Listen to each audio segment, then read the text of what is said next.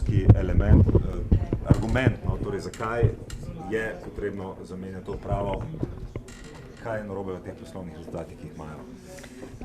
Še enkrat, za SDH so ključni aktivni nadzorniki. Oni nam opravijo pol dela v družbi. Glede Luke Koper smo tudi v letnem načrtu upravljanja, ki je bil sprejet in pripravljen v novembru 2015, potrdila ga je pa tudi vlada.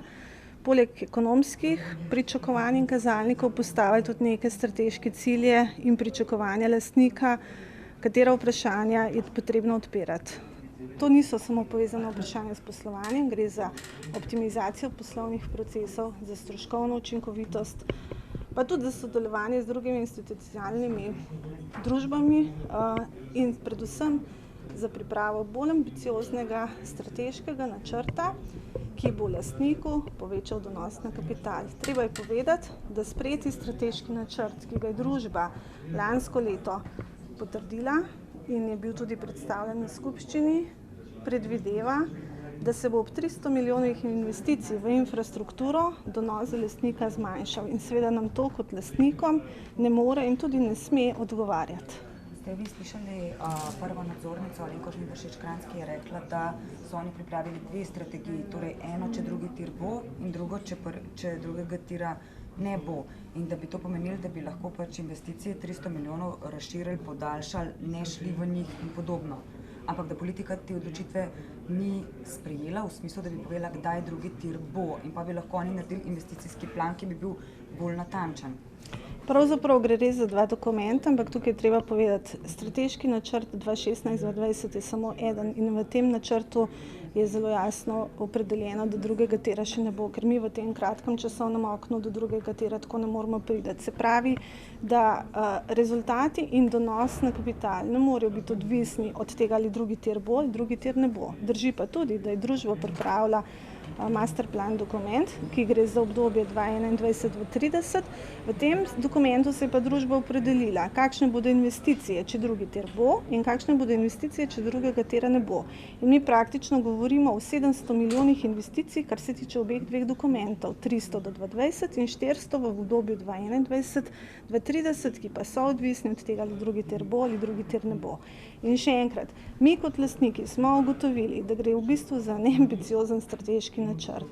Mi se ne moremo zadovoljiti s tem, da bo donos na kapital padal in mislim, da pravzaprav ni nikogar, ki bi se lahko z tem, da bo družba planirala, da bo nadzorni svet to potrdil, da bodo donosi na kapital padali, da bi bil lahko katerikoli lastnik, katerikoli s takim načrtom zadovoljen. Kakšen pa bi bil recimo 2020, torej ta kapitalski donos po vaših izračunih, ko bo padel? V planu, ki je v strateškem načrtu, je predviden 10% ROE. In če pogledamo, da so v tem trenutku, v prvem kvartalu, te donosi na kapital skoraj 15%, kar je tudi danes predsednica sama povedala, potem seveda se postavlja vprašanje, kaj je tisto, da lahko sprejmemo in se s tem tudi zadovoljimo, da bo ob takem investicijskem ciklu, tukaj je treba še ena stvar povedati, družba se bo za to zadolžila. Družba ima danes nekaj čez 100 milijonov kreditov in po 300 milijonski investiciji bo družba leta 2020 zadolžena skoraj za 300 milijonov. Tukaj treba upoštevati tudi vse ostale tveganja, kaj pomeni lahko strošek obrestne mere za tako veliko zadolžitev, kako se bodo te krediti vračali. Tako da tukaj gre za konkretna vprašanja.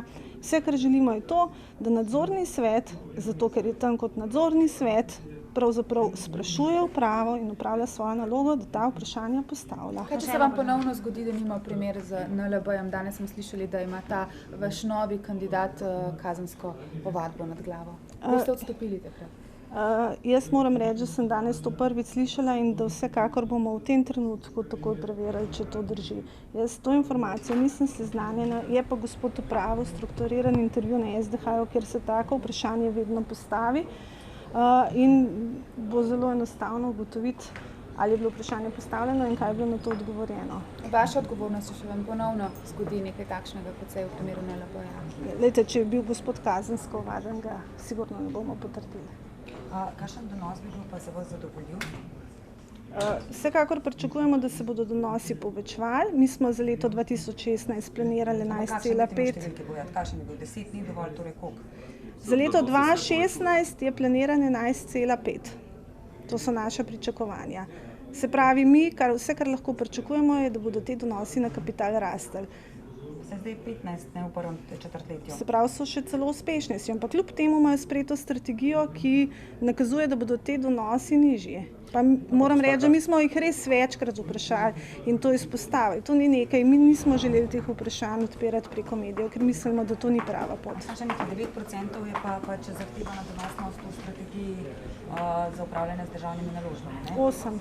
No, še to celo, se pravi 10 ni dovolj. Ja, ampak gre za povprečje. Veste, mi ne moramo v primeru sektorja infrastrukture, ker Luka Koper sodi in naša največja naložba DARS. DARS ima 2,5 milijona kapitala, glede na velikost kapitala in glede na njegov dobiček in glede na nalogo in glede na dolg, je pravzaprav res nerealno pričakovanje, da bo ta družba lahko ustvarila 80% donos. Seveda mi kot upravljalci imamo pa cilj, ki nam ga je postavila država, sprejel ga je državni zbor, da dosežemo povprečni donos na kapital 8%.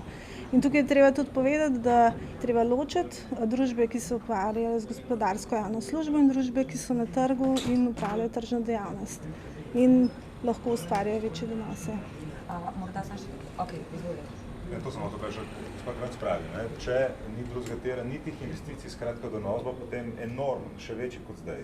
V bistvu, zakaj je potem potrebno takšno pravo rezati? Pravzaprav oni vam pripovedujejo, da nimajo osnovnega okvirja poslovanja za naslednji 10 let, da ne vedo v bistvu s čim razpolagajo, kaj morajo početi. Ne, investicije se bodo izvajale, ker samo v tem letu je predvidenih od 300 milijonov 70 milijonov investicij. Se pravi, investicije se izvajajo. Koliko natančno teh 300 milijonov je lahko takšnih, ki jih ne bodo izvedeli, če ne bo drugega tira, vam ne znam povedati, ker imamo tudi mi samo dokument, ki je objavljen kot javni dokument in tega razreza investicij seveda ni in teh podatkov ne poznamo, ampak vendar treba povedati, investicijski cikl je Luka Koper začela. Glejte, morda še to... In da ne bo napake, se mi ne nasprotujemo investicijam, sploh ne v dejavnost, se pravi v dejavnost, ki Luka Koper izvaja in to gre za take investicije. No, seveda, vi ste omenili 300 milijonov evrov investicij in pač donos na kapital. Zdaj, če si tako predstavljam, v tem času, ko se bodo izvajale te investicije, bo mogoče poslovanje Luke tudi nekoliko okrnjeno, verjetno z vidika samega dela. Saj, če se del terminala zapre zato, ker se pol leta nekaj popravlja, prenavlja in tako naprej, je jasno, da donosi ne morejo biti takšni kot zdaj, ko pač funkcionira, tako funkcionira. Seveda, to drži, ampak mi se pogovarjamo o rezultatu 2020, se pravi, mi bi tudi lahko pričakovali, da bodo neka leta vmes, ki bodo imela drugačen donos na kapital, ampak kljub vsemu je treba povedati, da pa ne more biti sprejemljivo, pa da bo donos na kapital padel. Tukaj gre potem za vprašanje stroškovne učinkovitosti, za povečanje produktivnosti, za pravzaprav ureditev določenih poslovnih procesov, ki bodo vseeno omogočili delničarju, da bo lahko povečeval donos na kapital. Če pa samo še to vprašanje, če se v realnih številkah pogovarjamo, o koliko milijonih evrov se pogovarjamo pri donosu na kapital, zdaj v te razlike, o katere govorite? V tem trenutku, v letu 2015, je družba ustvarila približno 180 milijonov prihodkov in dobiček je bil 28 milijonov. Za leto 2020 so predvideni prihodki 218 milijonov. Tukaj je treba povedati, da tudi če boste pogledali analizo 2012-2015, je družba kljub temu, da vseh teh silnih investicij ni bilo, hitreje povečevala prihodke iz prodaje, kot jih bo pri tem investicijskem močnem ciklu. Tako da mi samo pričakujemo večjo aktivnost, več vprašanj in odpiranje teh vprašanj, ki so za nas kot lastnike seveda pomembni. Se pravi, kaj bo s to družbo na dolgi rok, kakšni bodo te donosi s to družbo na dolgi rok. Mi nikoli nismo rekli, da družba v letu 2015 ni ustvarila dobrega rezultata. In ne bi želeli, da se to tako tudi interpretira in razlaga. Pa vendar na podlagi številk, ki so pa javno dostopne, pa s tem ne moramo biti zadovoljni. A ste vi prepričani, da vi sam prav razumete oziroma da se razumete z nadzornico, ker ona, kot smo mi razumeli, pravi, da imajo oni načrt investicij so bili 300 milijonski oziroma 370 milijonski z drugim tirom ali pa brez drugega tira. Ne 700 milijonov, ampak 300 plus 400. Gre za dva dokumenta. Eden dokument je za obdobje... Da ne govorite dva dokumenta v istih številkah? Ne. Gre za dokument 2016-2020, ki predvideva 300 milijonov investicij in tudi mi vsi vemo, da do 2020 Tak projekt, kot je gradnja drugega tira, glede na to, da bo šlo za največje delovišče in gradbišče v Republiki Sloveniji, ne bo hitro končan. In da nekih učinkov drugega tira Luka Koper do 2020 res ne more upoštevati in jih tudi ne more računati. In zato tudi ni kriva Luka Koper. Ne? Tu je drugi tir, dokdaj naj bi bil končan drugi tir? Isto je to verjetno kot državno, to informacijo država ima. Glejte, SDH ni vključen v izgradnjo ali pa glede samega drugega tira nimamo nobenih informacij, več kot vi. Ustanovljena je bila nova družba, 2DTK. Ta družba bo prišla v upravljanje pod SDH, ampak v tem trenutku še ni v upravljanju SDH, tako da nimamo nobenih informacij več kot Teh toliko. 300 milijonov je vezanih do 2020 brez potrebe, da se nadaljuje z drugim tirom. Naslednjih 400 milijonov pa na drugi tir, je to tako? Pravzaprav gre za obdobje do 2020 in potem v obdobju po 2020 od 2021 do 2030, kjer se pa seveda postavlja vprašanje, kaj se bo delalo, če bo drugi tir in kaj bo družba lahko naredila Luka Koper, če drugega tira ne bo. Ker družba Luka Koper je seveda omejena z pretovorom do določene višine, do določenih kapacitet. In to seveda neka omejitev obstaja, če drugega tira ne bo. In to so dokumenti, ki so v bistvu, te številke so opredeljene in to je tudi zelo jasno v teh dokumentih razdeljeno in zapisano. Ampak še enkrat, pogovarjali smo se o strateškem načrtu 2016-2020. Ampak torej, če drugega tira ne bo do 2020 in vemo, da ga ne bo, ker ga v tem času, če ga jutri začnemo graditi, ne moremo zgraditi, kako lahko potem planirajo torej donos na kapital in tako naprej v takih v bistvu nejasnih okoliščine. Ne, do 2020 morajo planirati donos na kapital, ker seveda drugega tira ne bo. Se pravi, da je jasno, pod katerimi pogoji bodo delali. Je pa res, da dokument Masterplan 2021-2030 je pa dokument, ki pa v tem trenutku, na katerega pa družba lahko postavi samo svoj pogled, se pravi svojo strategijo in vizijo, kako bo gradila in razvijala družbo, če bo drugi tir in kako jo bo razvijala, če drugega tira ne bo. Pa so vam torej, verjetno ste se z upravo in nadzorniki Luke pogovarjali, so vam razložili, zakaj po vašem mnenju neambiciozni načrti, po njihovem mnenju pa realni načrti. Ste se o tem pogovarjali, ste dobili ta pojasnila, zakaj takšne številke, s katerimi pač vi niste zadovoljni, oni očitno menijo drugače. Mi smo za družbo, tako s predsednico nadzornega sveta kot z upravo, opravili od sprejetja tega načrta več kvartalnih sestankov. Gre za redno prakso, ki jo imamo z vsemi ostalimi družbami, seveda smo ta vprašanja postavili, ampak odgovorov, se pravi do podatkov, več kot je v sami strategiji zapisanih, nismo prišli. In predvsem za nas pa je ključno, da nadzorni svet ta vprašanja postavlja in da tle je bolj aktiven in da je tudi bolj ambiciozen. Ampak 300 milijonov je tudi vključenih že priprave na drugi tir. V prvih 300 milijonih, glejte, jaz vam ne znam povedati, koliko od 300 milijonov, ker tega odgovora tudi mi nismo dobili, je predvidenih, če drugi tir ne bo. In kaj pomeni, ampak še enkrat, investicijski cikel v Luki Koper se je začel. V poslovnem načrtu za leto 2016 je že potrjenih za 70 milijonov investicij, ki so jih nadzorniki potrdili. Na tem trenutku se investicije že dogajajo. Se pravi, Luka Koper vstopa v novo investicijsko obdobje, ki je bolj ambiciozno, kot je bilo v preteklosti. To kot lastniki podpiramo. S tem lastnik nima težav. Ima pa seveda težave, kako lahko ob takih investicijah v osnovno dejavnost družbe potem donos na kapital pada. Potem se pa srečamo s tem, da je tukaj vprašanje poslovnih procesov, stroškovne učinkovitosti, produktivnosti, to pa je stvar nadzornega sveta. Kaj pa ta koncesija za reki Pomol, oziroma ker je vodstvo smatra, da je država že dala koncesijo, država pomeni, da v bistvu ta koncesija da je lahko podeli nekomu, ki bo vključen v ta konzorcij za izgradnjo drugega tira. To mislim, da je pristojno Ministrstvo za infrastrukturo. Ne znam vam na to odgovoriti. Lahko sam še mogoče stroškovno učinkovitost. Slišali ste gospoda Majcna iz sindikata. kako pač gledate na to, da se zauzemamo za to, da imamo više plače v državi, ne nižje in pač čim nižje, ampak čim više vsi, ne glede na to, na katerem delovnem mestu si in kaj delaš. Sej mogoče je bilo narobe razumljeno. Sicer drži, da mi smo kot lastniki opazili, da je bila ta rast plač v obdobju 2012-2015 izredno visoka, da take rasti plač nismo beležili nikjer druge in da ne gre rast plač samo na povečevanje števila zaposlenih, glede na to, da se je tudi povečeval pretovor, to bi bilo tudi upravičeno, ampak gre tudi zaradi pravzaprav določenega samega dviga plač. Ampak v to mi ne bi želeli posegati. Mi še enkrat mislimo, da je treba pogledati stroškovno učinkovitost in produktivnost. To pa je tisto, kar je pa uprava dolžna. Ali lahko še mogoče komentirate vse te napačne podatke, ki so se pojavljali v zadnjih dneh od pač roja do plač, rasti plač in podobno?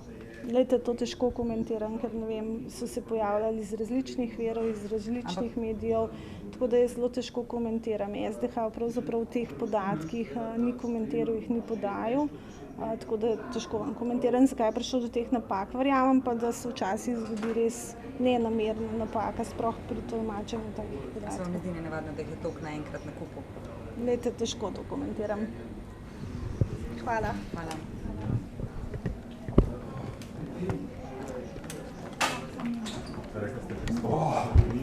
Letos? 2015 je 28 čisto.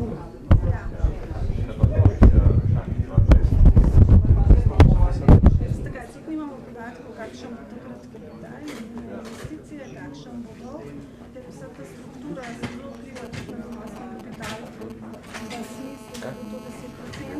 Jaz sem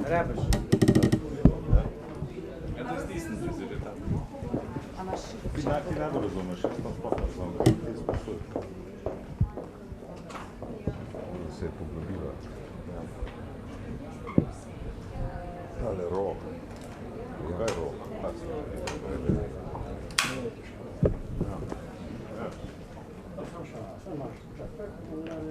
Gospod Belič, za jutri lahko naprijete povedati. Gospod Dragonja, lahko eno kratko izjavo. Zdaj pač se je malo... Izjava, če me vi sprašujete. Ja, v redu. Imate prav. Ja. Lejte, sem oborožena. V glavnem, kako zdaj ta drugi tir? Bo, ne bo, vidimo, da se spet pojavljajo neka nerazumevanja, 300 milijonska investicija, 700 milijonska, menjava se nadzorni svet na podlagi tega, da je investicijski ciklus se začel. Hkrati pa pravi Alenka Žnidaršič Kranjc, zdaj prva nadzornica, da bi lahko to investicijo raztegnili in da so jo orientirali na drugi tir. Politika pa tega odgovora še ni dala. Jaz mislim, da je bilo velikokrat rečeno iz najvišjih nivojev vlade, da drugi tir bo. Kdaj? Kdaj pa bo, boste vprašali pristojno ministrstvo. Zelo pomembno vprašanje pri teh projektih je, da ne sme odpovedati finančni minister. To se pravi, da stvari morajo biti tako zastavljene, da se jih realno da sfinancirati.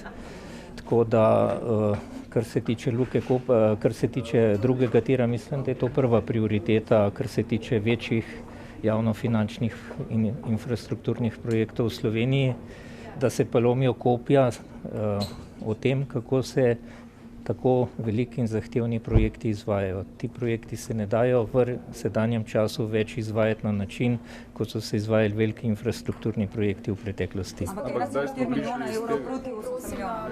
Več se je o tem tednu govorilo o morebitnem vašem odstopu, potem so ga preklicali, kaj je s tem in pa anonimke, je kredibilno prihajati? Poglejte, izda naš... Ja, kar meni povejte, gospod Dragonja, kar... Če gospa. Ne, glejte, preveč vas je, ne moramo vseh poloviti, se pravičujem. Povejte to z anonimkami, a je to pač... Poglejte, teh anonimk je prišlo veliko, zdaj lahko se štarta iz ocene, da je Luka Koper nedotakljiva in da je v Luki Koper vse v redu. Mi smo dobili na ministrstvu pač že več podobnih izraženih nezadovoljstev in smo smatrali, da je primerno, da tudi člani odbora za Komisije za nadzor javnih financ tudi te vidike vidijo, čeprav teh, kot sem rekel, teh anonimk je več in nismo obremenjevali za vsem. Dobro, ampak zdaj Luki Koper, da ni... Na računsko sodišče pa na finančno upravo, vse ste v vladi. Poglejte, to smo mi dobili v četrtek, oziroma v petek prejšnji teden in je pač že je dalo pobuda računskemu sodišču, da preveri te zadeve. Dobro, pa je v Luki, ko Hvala vse lepa. ne štima.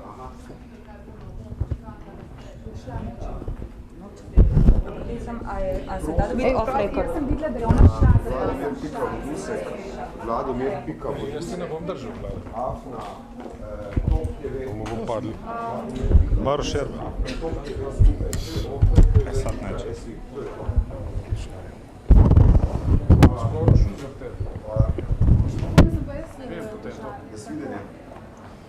Zakaj jo nisi prijela takole trdo?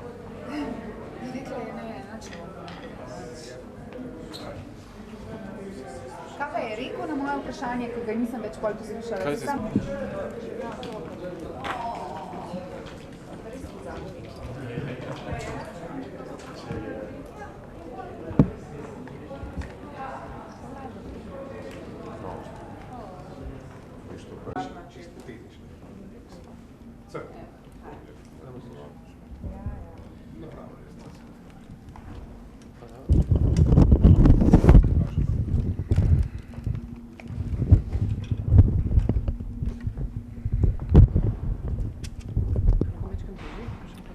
Sam povejte, ko boste vse spravili.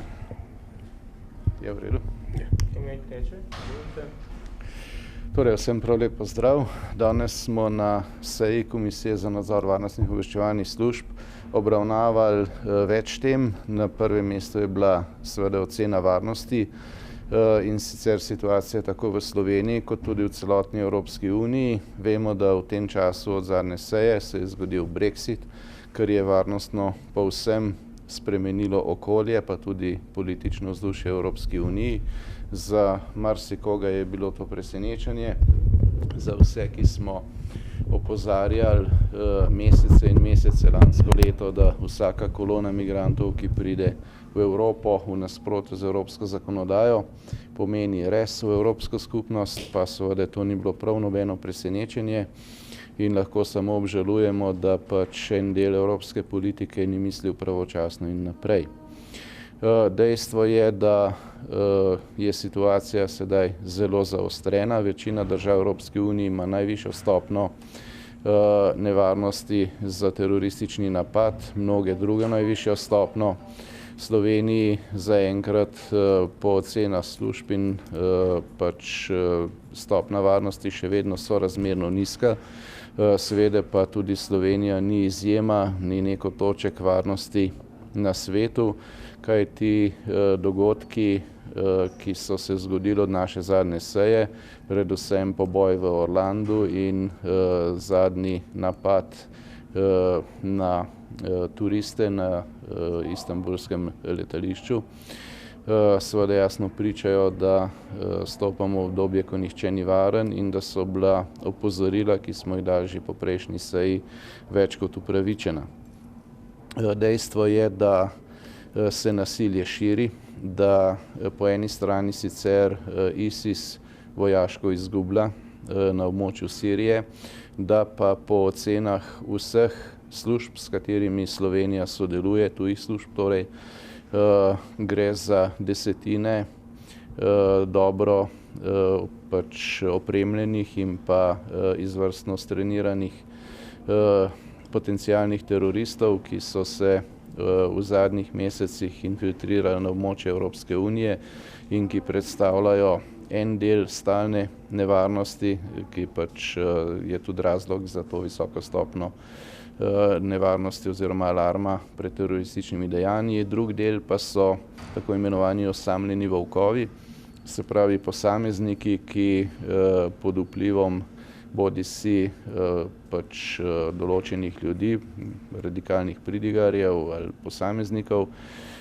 ki so sami že radikalizirani ali pa preprosto pod vplivom interneta in javnih občil ali pa pač povsem samoiniciativno se iznenada odločijo za najhujša dejanja.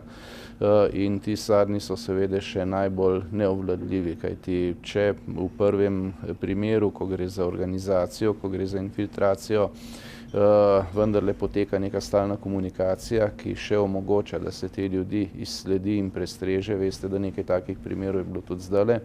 v času nogometnega prvenstva, ko so med drugim zasegli tudi posamezniku avto, v katerem je prevažal vse od raketometov do 100 kg eksploziva, pa v primerih, ko se posameznik iznenada odloči, brez da mu kdo to izrecno naročil, ko gre torej za tisto, čemu rečemo osamljenega volka, pa je seveda izjemno težko to pravočasno zaznati in ukrepati. Na osnovi vsega tega smo preučili potem situacijo in sprejeli tudi več sklepov, med drugim, da pač pričakujemo, da bo Vlada Republike Slovenije posvetila problematiki varnosti posebno sejo, da bo sama sprejela oceno varnosti in pa da bo oživila delovanje Sveta za nacionalno varnost, ki, kot veste, se ni sestal že več mesecev. Na zadnji seji sem imel priložnost nadomeščati našega predsednika, seja je bila dobra. Njen rezultat je bil tudi potem odhod in pa aktivnejše povezovanje, odhod predsednika, konkretno pač Boruta Pahorja, in pa aktivnejše povezovanje s Višegrajsko skupino, kar zagovarjam že ves ta čas. Od takrat pa se iz povsem neznanega in nerazumljivega razloga svet ni več sestal in res bi bil skrajni čas, da se to oživi. Poleg tega je komisija sprejela poseben sklep, kot zanimivost naj omenim tudi ob tem, da so to načeloma temu pritrdili tudi prisotni predstavniki služb in pa predstavniki iz vladnih vrst, da pač nova, še bistveno bolj kompleksna in zahtevna varnostna situacija zahteva, da seveda ni dovolj to, kar se je zdaj že storilo v proračunu, ko gre za področje varnosti, ko se je zaustavilo padanje, ki je bilo značilnost dolga leta na tem področju, pač na osnovi utvare, da je varnost nekaj, kar ne bo nikoli več ogroženo, žal se je izkazalo, kako krhka je. In da torej komisija pričakuje, da bo v celoti uresničen njen jesenski sklep, ki ga je kot stališče potrdil tudi celoten državni zbor in to skoraj soglasno. To pa je, da je potrebno bistveno več nameniti za področje varnosti, da se bo torej Slovenija pripravila na aktivnejšo samostojno vlogo, da se bo lahko sama soočila s temi izzivi, ki so v modernem svetu žal pred našo državo, in po drugi strani, da se torej tudi nadoknadi zamujeno iz minulih let, kar pa je seveda bistveno več, kot je bilo v tem trenutku že storjeno. Kot rečeno, je bil zgolj zaustavljen padec oziroma trend, ki je bil v minulih letih. Pogovarjali smo se in pa preučili tudi razpoložljive podatke o drugih aktualnih dogodkih, med njimi ne omenim posebej tragedijo, ki se je zgodila včeraj, ko je bil napaden policist in praktično brez razloga ob opravljanju svoje dolžnosti zaboden do smrti. Glede na zelo malo podatkov, ki so bili znani javnosti, sem postavil vrsto vprašanj s tem v zvezi. Žal prav vseh odgovorov še nismo dobili, pričakujemo, da bodo nam in javnosti sporočeni v naslednjih dneh. Vsekakor pa kot preverjeno informacijo, ki jo je dala policija, lahko povem, da gre za nemškega državljana, da gre za mlajšega moškega, starega približno 25 let. Opis ste sami lahko prebrali v sredstvih javnega obveščanja, da je izrazito mediteranskega videza, če povzamem tisto, kar je bilo tam rečeno. Povedan je bil tudi ime in priimek, vendar z opozorilom, da ker še preiskava poteka, da naj bi to še krili pač v smislu varovanja osebnih podatkov, zato tega pač danes še ne morem povedati. Lahko pa povem, da po imenu in priimku sodeč bi lahko sklepali, da tudi če je nemški državljan, gre za pač nekoga, ki je bil bodisi sam priseljen ali pa je otrok priseljencev na nemškem področju. Toliko o današnji seji.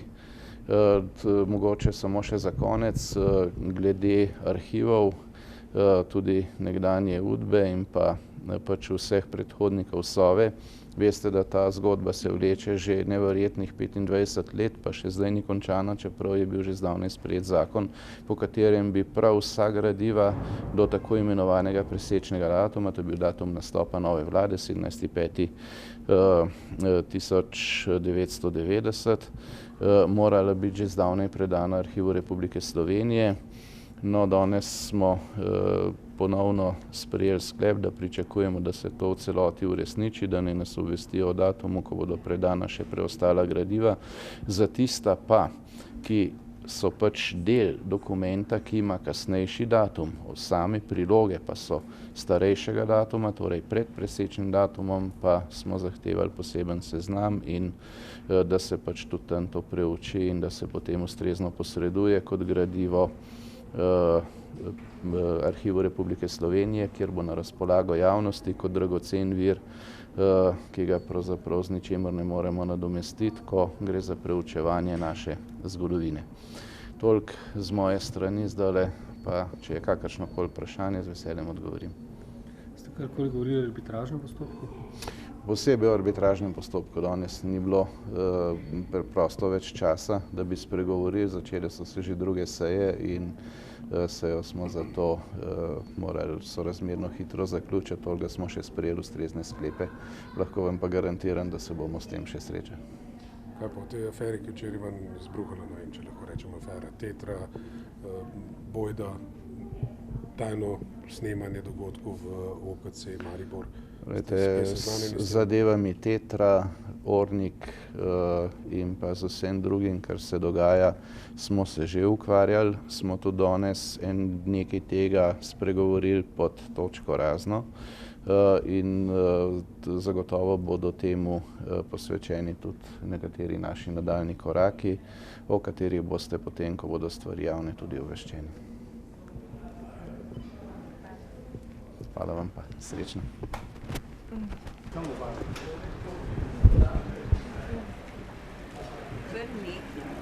A jutra se vidimo na morju? Papir s seboj? Ne vem kaj. Kdo jaz ali ti? Jaz ne čakam, vi čakajte. Ne vem kaj bo jutra naredili, ker oni že delajo nek plan.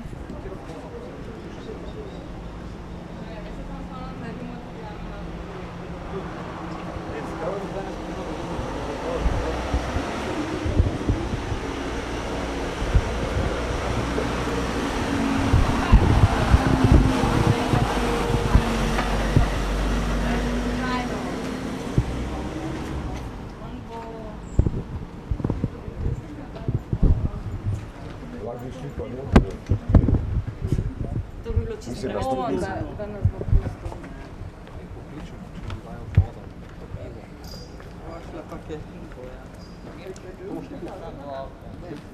Se jaz ga pijem, do noči nazaj, jaz to deci rdeč ga spijem, mislim štaj, pa imamo še krvi.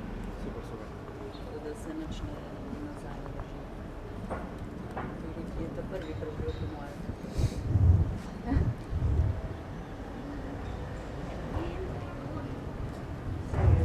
Če se bo že vsegljala, bilo da je ta prvi.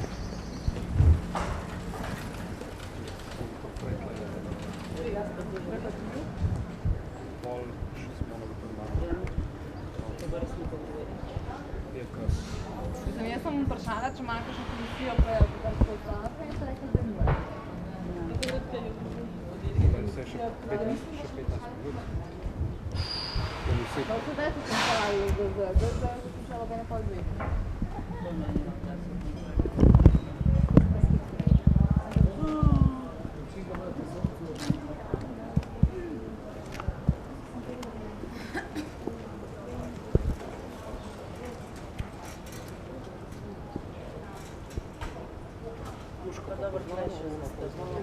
Polja je ta, ki dela elektriki.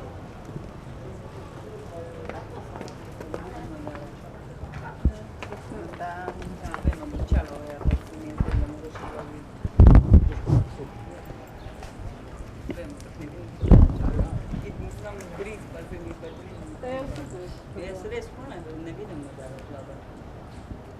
Imam še pegle samo.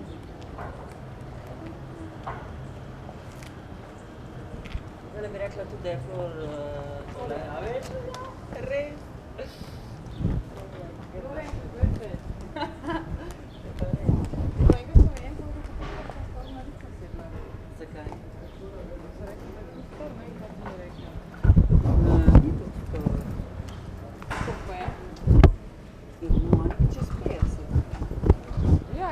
To je ful.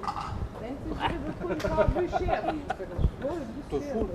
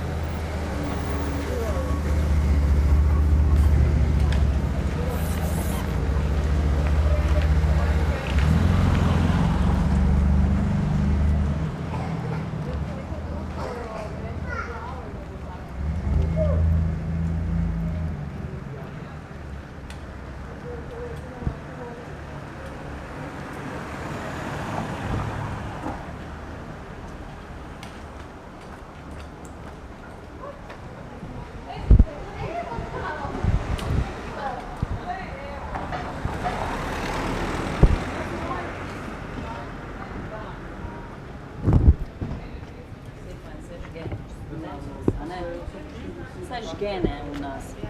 To je cool. Meni je to ful pomembno. To pa res tele ne prenesem.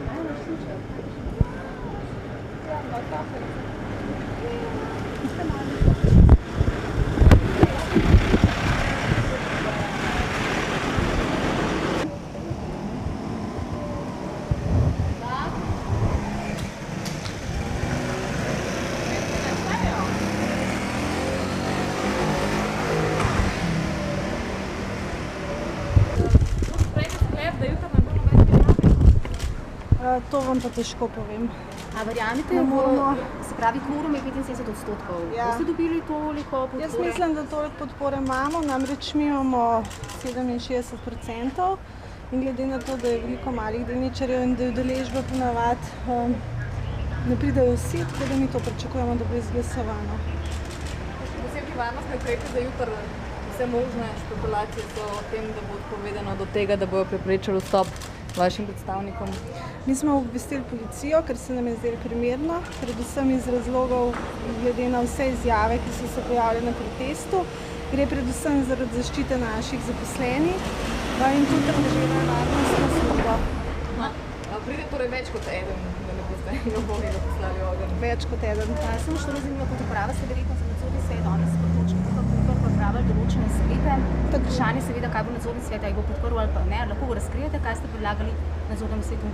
Nismo pripravili nobenih sklepov, ampak smo samo pripravili poročilo, ker je zadeva zelo odmevna, tako da mislim, da je tudi prav, da pravzaprav vse ta vprašanja, ki se pojavljajo v medijih, pojasnimo tudi v nadzornem svetu. Ni pa nobenih sklepov. Hvala.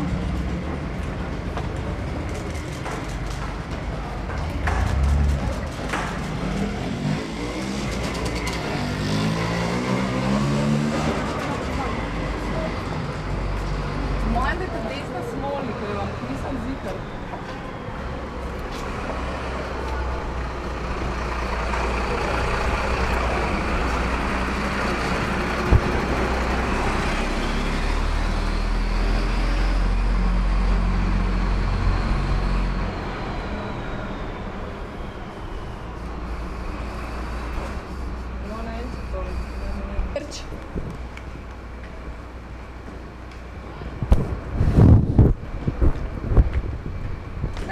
Dobar dan. Samo eno vprašanje, uprava gospoda Jazbeca še uživa podporo nadzornikov? Skladno z dogovorom in pravili posamezni nadzorniki ne komentiramo dela SDH-ja, uprave nadzornega sveta. Hvala. Še osebno mnenje. Hvala.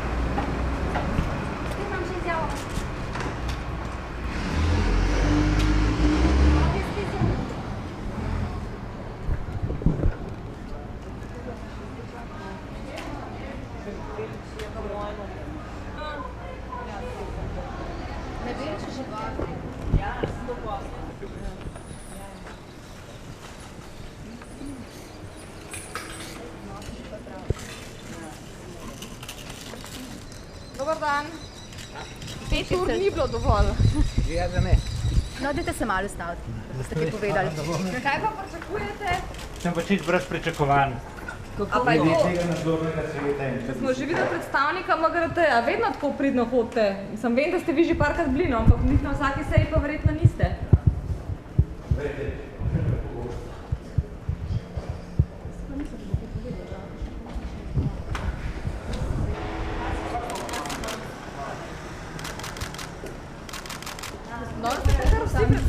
Trenutek, kaj danes pričakujete? Boste uspeli le nekako umiriti žogo ali bo kdo odšel zaradi te zadeve okrog Luke Koper? Okrog Luke Koper. Ja, glede Luke Koper pa imenovanje nadzornikov ima vse pristojnosti uprava. Nadzorni svet nima nobenih pristojnosti. Kaj pa nadzorni svet v povezavi z upravo SDH-ja? To pa boste vprašali člane nadzornega sveta. Jaz sem tukaj samo bolj v opazovalni vlogi. Kaj pa pričakujete? Torej, nadzorni svet ne more odločiti, da jutri ne bi prišlo do menjave? Ne, tem odloča avtonomna uprava. Danes je sicer tudi parlamentarna komisija za nadzor javnih financ pozvala vlado, naj o tem odloči. Tudi vlada kot skupščina ne odloča o poslih posameznih v dvotirnem sistemu, kot ga imamo v SDH-ju. To se lahko naredi samo v enotirnem sistemu upravljanja, kot je v DUTB-ju. To pomeni, da oni ne morejo preprečiti jutrišnjega dejanja, če si uprava seveda ne pomisli. Uprava se lahko posvetuje z nadzorniki. To je v bistvu vloga nadzornikov je tudi, da usmerjajo upravo, da se lahko uprava z njo posvetuje in to bo najbrž danes upravljeno. A gospod Jazbec še uživa vaše zaupanje? Moje zaupanje ni tukaj relevantno. To bo pač morala vlada reči. Vedno ste ga nekako, se mi zdi, pokrili, tako da Poglejte, boste enako ravnali tudi zdaj? Jaz v moji vlogi se v kadrovske zadeve niti, kar se tiče SDH-ja kot inštitucije, niti nadzornih svetov družb ne vključujem in zato pač težko izrazim kakršnokoli mnenje. Ampak dajte nam vseeno vaše mnenje povedati, kaj pričakujete pol današnjega dneva? Ja, da bo se ocenila trenutna situacija in da bo prišlo do ene, bi rekel, razumne odločitve. Kaj pa za jutri skupščina bo? Ja, ta bo pa odvisno od tega, kako se bo danes to vprašanje še ocenilo. Kaj pa je razumna rešitev? Vztrajanje? Ne, mislim, da je bilo nakazano, da pač je treba na nek način te napetosti umiriti in ustvariti pogoje za to, da se bo drugi tir lahko gradil. Tako da se vsak mora malo pogledati v ogledalo in v tej smeri delovati. Če bo pa prišlo do eskalacij, pa mislim, da smo še korak dal od tega, da se res ustvarijo pogoji za vstop projekt drugega tira. Mene se zanima še to, tudi uprava si zelo želi, da se umiri žoga in da se dejansko začnejo reševati stvari, ki so prišle zdaj v medije. Pa me zanima, kje vidite vi rešitev, ker zadeva je res nekako, se zdi, ušla izpod kontrole. Ja, vidim rešitev. Mi smo svoje pričakovanja izrazili kot ministrstvo. Rešitve so v tem, da se ustvarijo pogoji za gradnjo drugega tira. In vsak mora k temu prispevati. Ne more nekdo reči, da to ni njegov projekt. Projekt je nacionalni projekt, bi moral biti prva prioriteta ne samo pri vladi, ampak pri vseh tistih, ki jim je ta projekt pomemben za to, da se strateško razvijajo naprej. No, ampak lahko sindikati in žerevisti preprečijo, da država s svojim lastnim premoženjem ravna tudi, kar se tiče kadrovskih menjav, v končni fazi gre samo za 3 nadzornike, niti menjava celotnega nadzornega sveta. Kaj ne? Zdaj stopijo nazaj in rečejo, smo si premislili, imejte star nadzorni svet. Ja, zdaj tukaj je načelno vprašanje, ali pač predstavniki zaposlenih imajo možnost vplivati na odločitev delničarjev. SDH, ki upravlja ta kapitalski delež, mora biti avtonomen pri tem odločanju. Predstavniki zaposlenih potem delujejo v nadzornem svetu. Lahko so tudi na skupščini, kolikor so delničarji, ampak na skupščinah so jasna pravila, kako se odloča. Kako pa v bistvu, še to pod vprašanje, ocenjujete to, da pravzaprav imajo sindikati tako moč in da pravzaprav lahko tudi zminirajo jutrišnjo skupščino? Ja, kako ocenjujemo? Pač tako moč so si nekako stvarjali, ali pa tak velik vpliv, tako da bo treba razumno delovati tudi na njihovi strani, če želijo, da bo to v korist Luke Koper.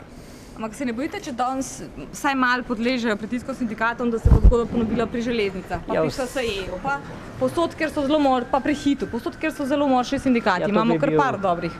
Slab signal. Potem SDH ne rabijo, bojo sindikati odločili, kdo bo kje. Sindikati upravljali državno premoženje.